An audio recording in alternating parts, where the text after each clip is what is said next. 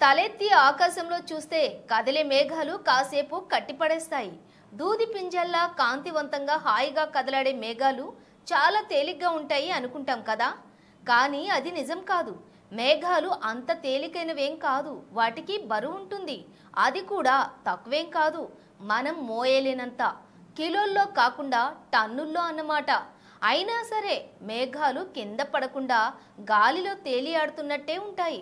అసలు మేఘాల కథ ఏంటో ఇప్పుడు తెలుసుకుందాం. మేఘం అంటే చిన్నదేం కాదు, విస్తరించి ఉండేదని మనకు తెలుసు. అందుకే మబ్బులు వస్తే మీ ఇంటి మీదో పక్కింటి మీదో మాత్రమే వర్షం పడదు. ఒక ప్రాంతం అంతా తడిచిపోతుంది. ఒక జిల్లా అంతా వర్షం పడవచ్చు. ఒక రాష్ట్రం అంతా కూడా వానలు రావచ్చు. అంటే మేఘం చాలా పెద్దదే కదా. ఆ పెద్ద మేఘం బరువు లక్షల టన్నులుంటుందన్నమాట. మరి అంత బరువైన మేఘం ఆకాశంలో ఎలా తేలుతుందన్న అనుమానం రావాలే మీకు. ఇప్పుడు చదివాక వచ్చింది కదా.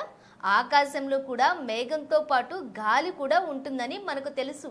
తన చుట్టూ ఉండే గాలి సాంద్రత మేఘం సాంద్రత కంటే 0.4% తక్కువగా ఉంటుంది. అందుకే గాలిలో మేఘాలు తేల్తాయి. అంటే ఒక మేఘం అత్యంత బరువైన అంటార్కిటిక్ బ్లూ వేల్ కంటే 100 ఏనుగుల కంటే కూడా బరువుగా ఉంటుందన్నమాట. నీటికి తడి లేదు. ఇది మరీ వింతగా ఉంది కదా. ఇలా ముట్టుకుంటే అలా తడిచిపోతాం కదా.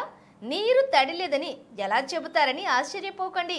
కాస్త లాజికల్గా ఆలోచించండి. నీరు తడిగా ఉండదు, కానీ ఇది వస్తువులను తడి చేస్తుంది.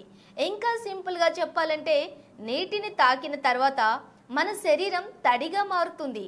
అప్పటి వరకు నీరు ద్రవంగా ఉంటుంది. మనం పొడిగా ఉంటాం. అంటే కొన్ని ఘన పదార్థాలను నీరు తడి చేస్తుంది.